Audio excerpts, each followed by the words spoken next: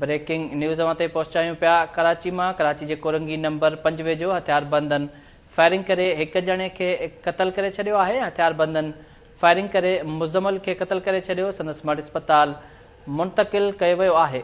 Breaking news ते पहुचायूं पिया कराची में। कोरंगी नंबर 5 वेझो हथियारबंदन की फायरिंग में एक जणो मारिजी वियो आहे, जंहिंजो मर्द अस्पताल मुंतकिल कयो वियो आहे। इन जा वधीक तफ़सील मालूम कंदासीं। कराची में KTN news reporter Abdullah Solanki Khan. जी अब्दुल्ला, अपडेट कजो।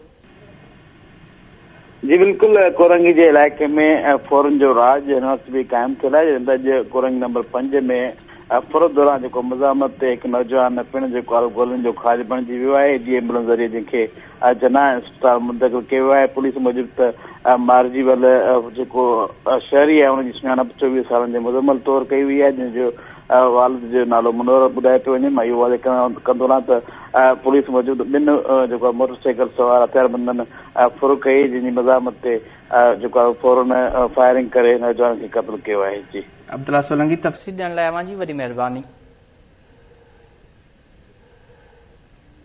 कोरंगी नंबर 5 वेझो हथियारबंदन फायरिंग में एक जणो मारिजी वियो आहे, जंहिंजो मर्द अस्पताल मुंतकिल कयो वियो आहे। अब्दुल्ला सोलंकी असांखे अपडेट करे रहियो हो।